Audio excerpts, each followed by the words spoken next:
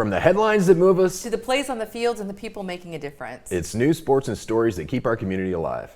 This is the heartbeat of Tampa Bay. Yes, it is. Well, hello, I'm Christopher Ingram. And Sarina. Oh, yes, and I'm Sarina Fazan. Christopher, it's so wonderful. We missed you. You have been AWOL. I know. Well, but for good reason. Yeah. For good reason. I'm working on a very exciting project which will come out soon, and it's for a national show. Yeah, I know about it. You can't disclose a whole lot. You haven't told me anything that would get you in trouble, but it's still under wraps a little bit, huh? Yeah, it's still under wraps a little bit, but you know. Is it okay that I said that? Oh yeah. Okay, I don't want to get you in trouble. You won't get me in trouble. And when we do announce it, it'll be right here. Yeah, it's gonna be cool. Of Tampa Bay. Right? Yes. Yeah. Oh, you're gonna announce it here. Okay, cool. Of course, All of right. course. My home away from home with my most amazing co-host. Absolutely. Oh, well, you're awesome. It was great seeing you. We had dinner Saturday night with Ted. I know, it was so much fun, and we should give Hula Bay a shout out. I mean, that was such a beautiful, beautiful night, It really wasn't it? wasn't it? Yeah. Yeah. I love it there, and the food's good. Oh my gosh, absolutely. We should throw up the picture we took. Oh, that's a good idea. Yeah, don't you think? Yeah, we'll send that to Buddy. Okay. All right. All right, so we got a lot to talk about. Yes. Okay, obviously we had the attempted assassination, I guess we're calling it that, on President Trump on Saturday night at the White House Correspondents' Dinner. We've got this double murder, 2 USF students. We've got some crazy stories. Man trampled while he was hunting in Africa. A herd of elephants trampled on him.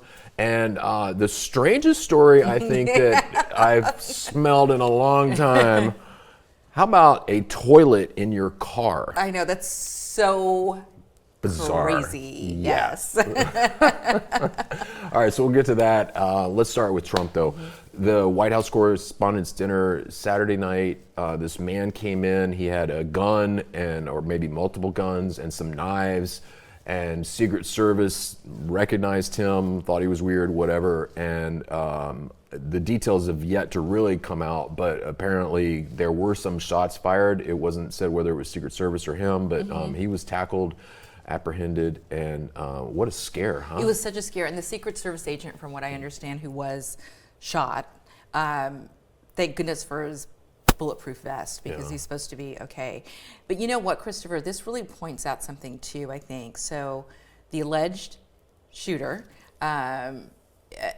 very highly educated, Right. but his own family, they're the ones that alerted authorities. Oh, is that right? I hadn't seen that. Wow. So how, I mean, those are what the reports are saying right now. And can you imagine, because of course, they're your loved ones, you know. It's supposedly his brother, and then his sister confirmed some things. And again, we want you guys to know all these details are still coming in.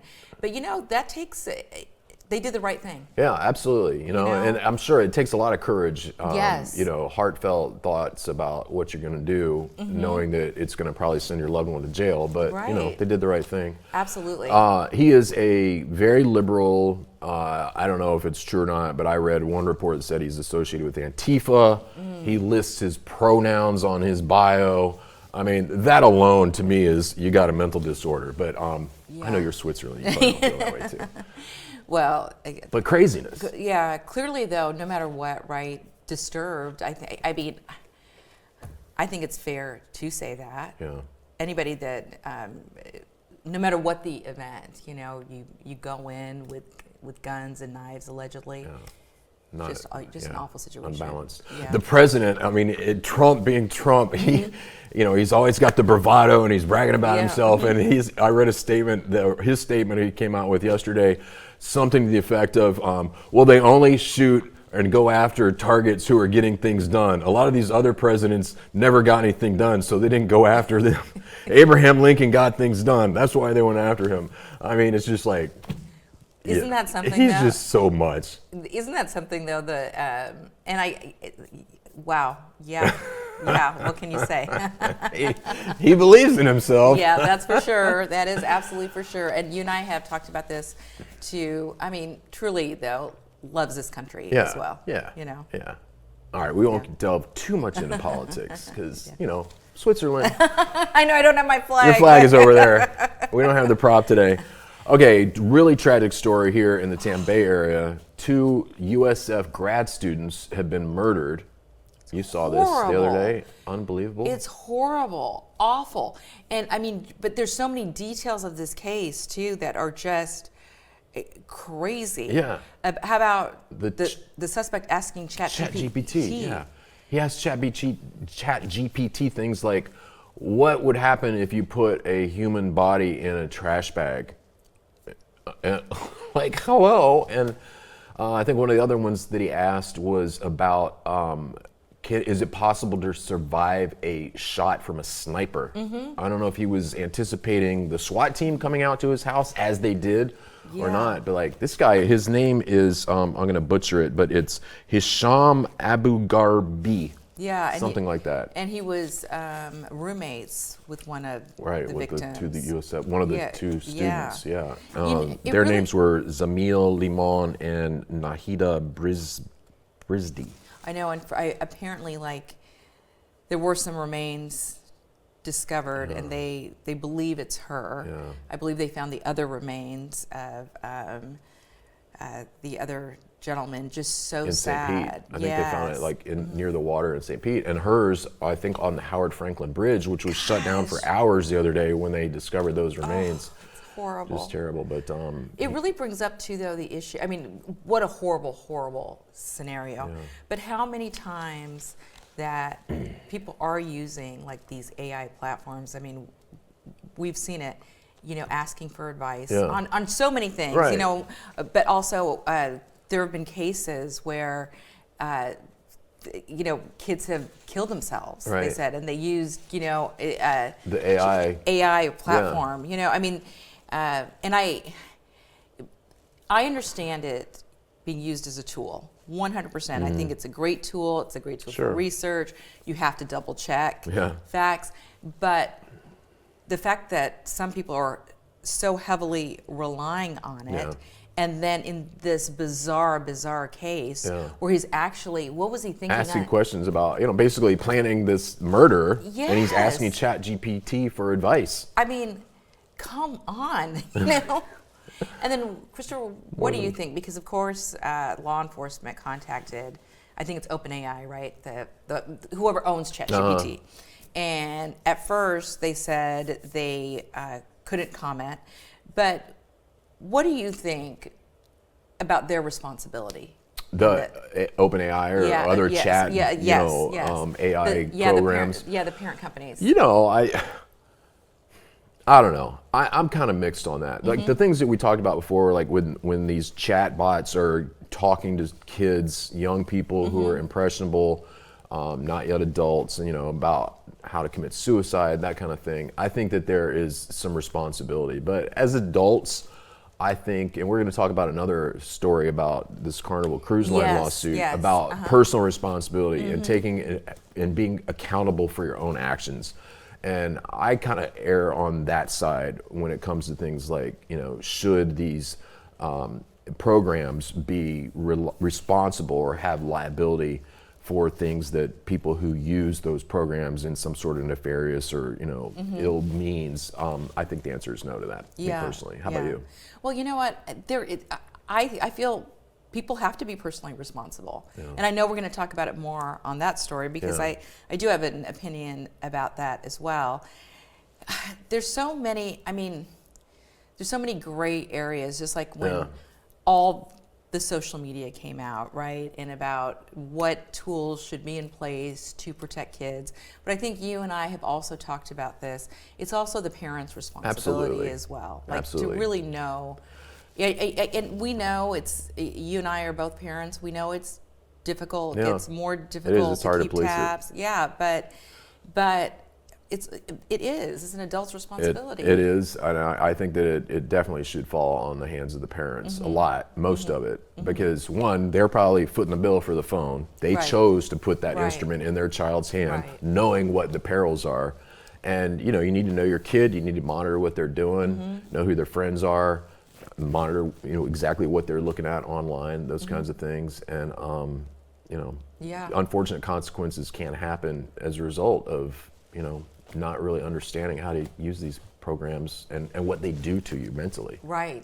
And then circling back to this horrible, tragic case with the USF students. I mean, honestly, though, can criminals sometimes be, You're just so stupid, right? I mean, do they not know that this is being tracked? Right, and they're going to come and look into it, and not many people commit murder and aren't caught, and you leave a trail, and then you basically have just indicted yourself because of your kind of looniness and not really understanding the consequences of, hey, if I type this in, maybe they're going to use this against me later. I know. It's like, unbelievable. Okay, right. All right, let's move on.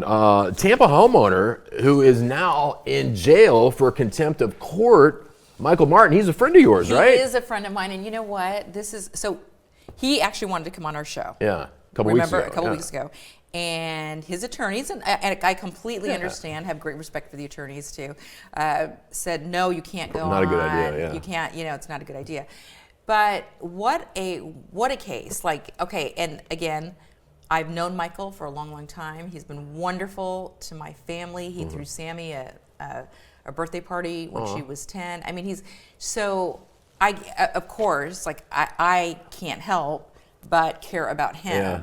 And I feel, so from what I understand with the case, right, he built an in-law suite. He says that he got all the right permits, and their neighbors flagged it, and they said he was in violation. Yeah, they said, this was confusing to me because I read the article, and it said that that the lot where he built this in-law suite, I think like a little pickleball court and some other things, that it wasn't buildable. Well, clearly it was because he built something on it. Now, yes. I don't understand that terminology, and the articles that I read about it didn't make it very clear. But clearly there's yes. He thought he was doing the right thing. I don't think that the city has denied that they did in fact issue the permits. It's just, I guess somebody in the bureaucracy screwed up and didn't realize that this isn't a buildable lot, but the neighbors did. Right, and so it said that he put $1 million into it, right, to build this. And they ordered him to tear it down, right. But it's $800,000 to tear it down. down. Yeah. So he's saying until all the appeals done, I'm not going to tear it down. Yeah. So I mean, the judge threw him in jail for that. I know, holding him in contempt because he didn't follow the judge's order to tear it down. But it just seems reasonable, right? That this is going through the court system. He shouldn't be penalized to the extent of tearing something down, which he might end up being found in favor of. Like, right. He could win on appeal. Right, and I think it's been going on for 5 years. 5 years, yeah. And I don't know the neighbors, and I don't mean to say anything against the neighbors. I honestly don't, but I did see something where I think they said that they didn't want to see him in jail, but I think sometimes it's gone too far. Yeah. It's gone too far. I mean, I would feel so guilty, honestly, if I'm like, okay, he's a dad, right. husband. Businessman. Yeah, businessman, And not like he's, some real scofflaw or violent criminal or anything like that. But I think a lot of judges, first of all, I have a lot of strong thoughts about our judicial system. I think it's a bunch of crap in many, many ways. And I think a lot of judges are very egotistical, and that they let their ego and their pride and their authority get in the way of common sense, as I would say is the case in this instance, where the judge is ordering him to jail because he didn't do an $800,000 demolition of his property that is on appeal. Well, this story, I'm sure, will be very closely followed. I would not be surprised at all if it hasn't been already picked up by national media, because it is... It's got a lot of interesting pieces. Yeah, it's very bizarre. And honestly, you know how I always say that you're, and I mean this from my heart, like you're extremely intelligent, and for you even to say that it's confusing. It is confusing. Like it's hard to follow. Not a buildable lot. What in the hell does that mean? Clearly he built. It was buildable. Maybe not to whoever's standard, but I don't know. It's weird.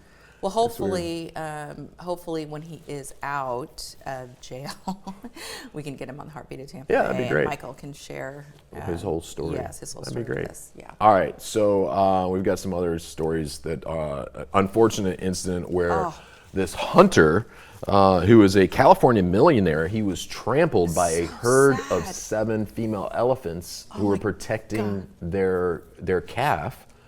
And he was out hunting in Africa for dwarf forest buffalo. Now, this guy's name is Ernie Docio. He's 75 years old, and he owns one of the largest wineries in California. and he's a big trophy hunter. Which I don't know. What are your thoughts on trophy hunting? Like shooting things like now he wasn't hunting for elephants, but you can hunt elephants in Africa in certain countries. What are your thoughts on trophy hunting? You mean trophy hunting when you mount? Well, no. I mean, yes, you could argue that even a deer, if you mount its head, it's a trophy. But trophy hunting typically means going after like big game animals like elephants, giraffe, lions and tigers, those kinds of things. That's kind of what trophy hunting means. Well, for me, I know I can't help it, but I think that's sad because no matter their parents, right? Like they have families, like. Well, wait a minute, Sarina. I gotta call out this Sarina logic. I mean, so does a cow. You eat a hamburger, right? Yeah, they have babies. No, you know what? You're right, but you are right. So, and I'm not a vegetarian. Yeah, you know what? You're right though about that, and thank you for calling me out on that. So, what is the difference? I guess, I mean, that's a pretty deep question, right? Yeah, that's it. I think the issue is that these trophy hunts in Africa where they're shooting big game like elephants, lions, tigers, and giraffe. It's sport.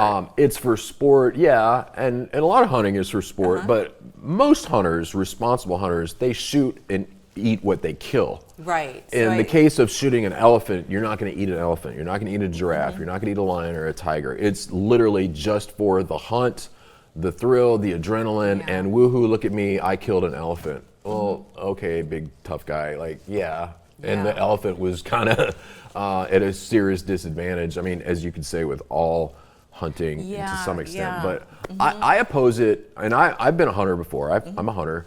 Not a big, frequent hunter, but, I've hunted. And I think as it relates to the big game animals, that we should leave them alone. These are all protected. There are many of them. Most of them are endangered. Their numbers are dwindling. Now, the big game hunters will argue, oh, but this is fully licensed, and we did it because we need to cull their populations, or they're threatening, a habitat of some other animal or humans or whatnot. It's Africa. You can get whatever you want for the right amount of money. I'm opposed to it. Yeah. I would say I am too. Yeah. But of course, even if we're opposed to or not, that poor guy. Yeah, he got trampled by elephants. Oh my gosh. And his guide was also injured, but was not killed. And when they realized, I guess, that they had stumbled upon this herd of elephants with the calf that they were protecting, they obviously wanted to get the hell out of there, but elephants run faster than humans, and they only had shotguns, and you can't kill a 5-ton elephant with a shotgun. Yeah. You need a rifle, and so they kind of became the prey of the elephants in that instance. And tragic though. Very tragic. Sure. Our hearts go out to his loved ones. Very sad. All right. On a lighter note, this woman on a Carnival cruise line who took 14 shots of tequila. Now, are you a cruiser? You've been on cruises before. You and I. No, you haven't. No, we love cruises. Yeah, that's what I thought. We absolutely. You and I love. Yeah, cruises. Cruising's fun. And so oftentimes with cruises, as we know, what people love is the food and oftentimes the drink packages. Package, And so this woman had 14 shots of tequila. Over 9 hours. Over 9 hours. Was inebriated, fell down some steps, injured herself. Yeah, but like serious brain injury. Yeah, and then she filed a lawsuit against Carnival Cruise Line, and she actually, right now, they're going to appeal, but won the lawsuit, close to $300,000, I think 250. 300, yeah, somewhere in there. 300,000. Yeah. What are your thoughts on that? Listen, the woman is 45 years old, right?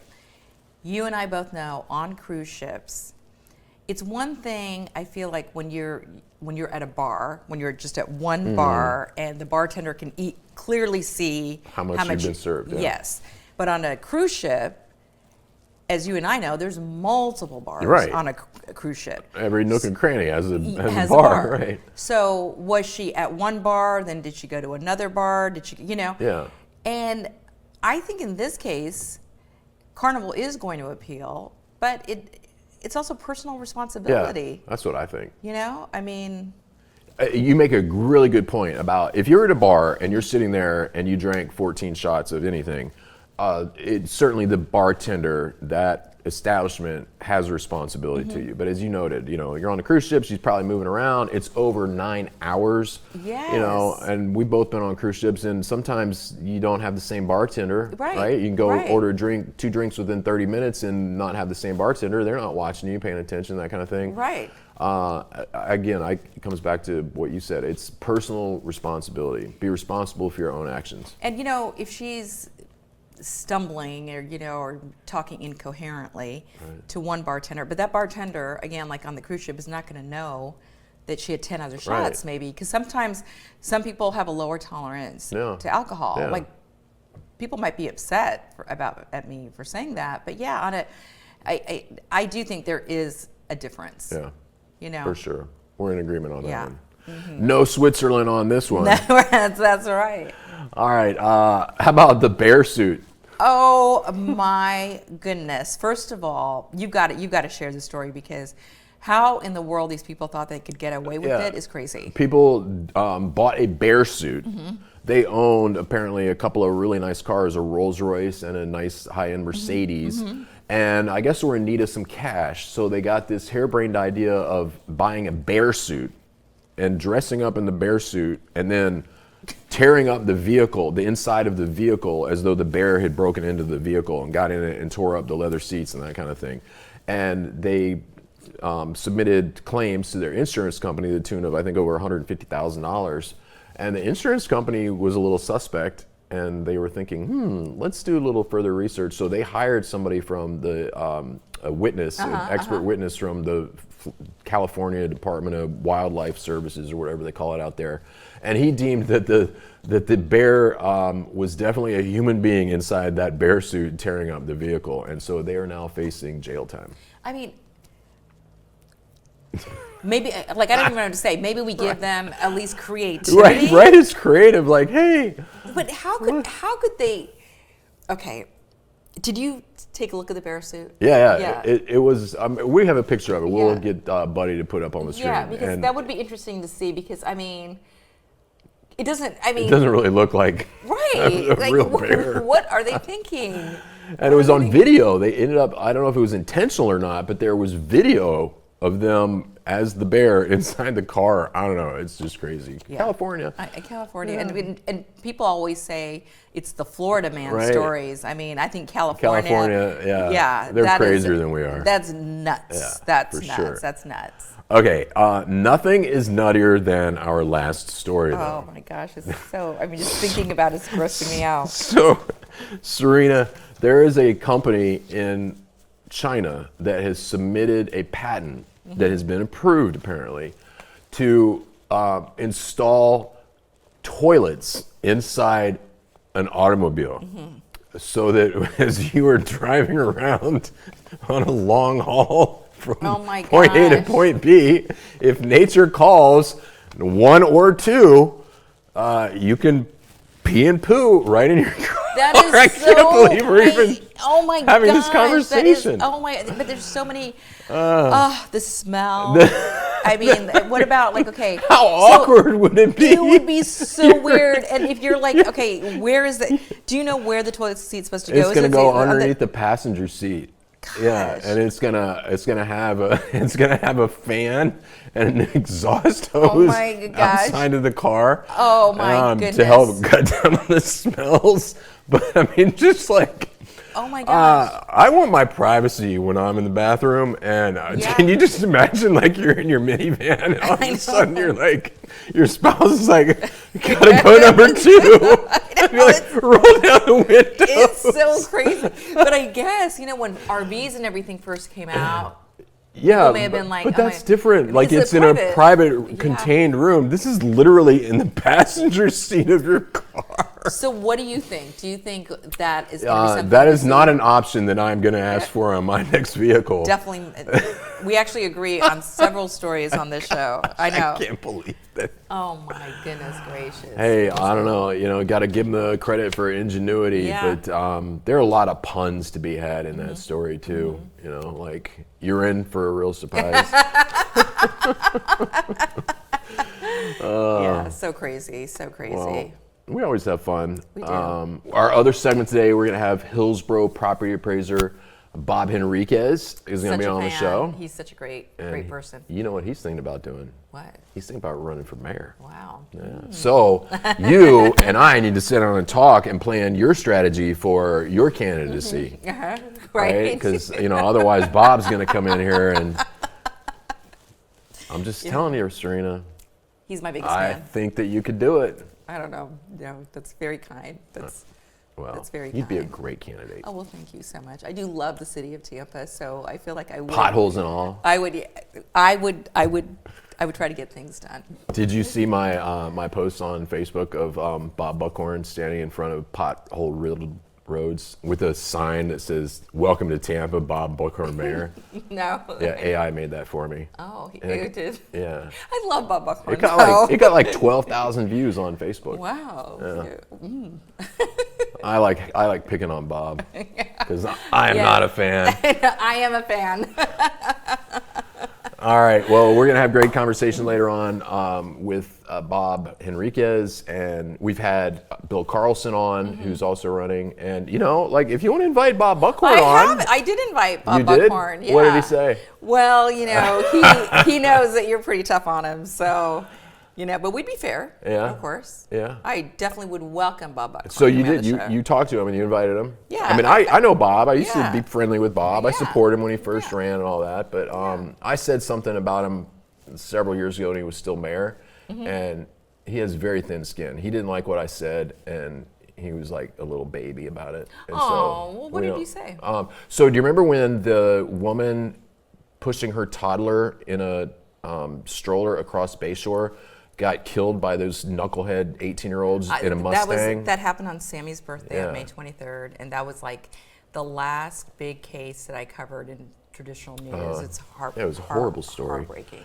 So when that happened, I was still doing my radio show, and I was talking about it, and I think I even posted something on social media, and I said, the blood of that woman and her dead child are on the hands of Bob Buckhorn and the Tampa City Council, because they knew, they have known for years that road, that Bayshore was a problem. No, I stand by it. That it was dangerous and that there should have been traffic control devices in place a long time ago. I think that's way too harsh, to be honest with you. I think that's way too harsh. That happened in front of Academy of the Holy Names, where Sammy goes to school. Yeah.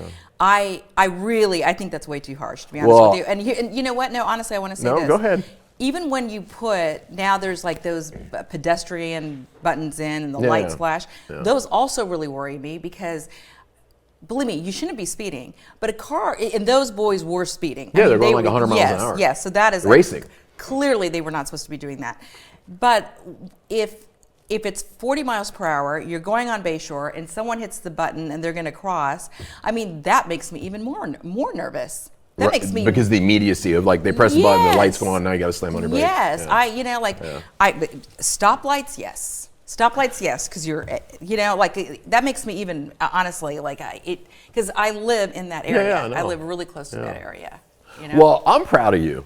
Oh, you are, because I took... You took a hard stand on me in my comment to Bob Buckhorn. I do take a hard stand on that. And I'm seriously, I'm proud of you. Like, I disagree with you, but, you respectfully disagree. With your opinion. I love it. But I could see, honestly, I would not equate that to thin skin, because that would really upset me if someone said that, and I don't know if I could forgive it. Well, apparently he hasn't, and you know what? I'm okay with that. So, Bob, if you don't want to forgive me, that's fine. But I hold to it. I stand by my comment, because the city, including the mayor and the city council and all the traffic engineer knucklehead bureaucrats at the Tampa City, they knew that road was a problem. They knew that was a problem. They knew it was a problem for years. I disagree. Right. I disagree. I think I respectfully, strongly disagree. Okay, very good. I love it. We're going to have to burn the Swiss flag now. No offense to the Swiss. It will just be symbolic, not an attack on your country. But we could attack them because they don't have an army. They can't attack us back, right? Well, so it's Switzerland. That's the reason. It's Switzerland. All right, we're having fun. Every story shared adds another heartbeat to Tampa Bay. from courage to community. We're so proud to tell the stories that keep our neighborhood strong. Thanks for watching The Heartbeat of Tampa Bay. Good show. Yeah. Oh my gosh.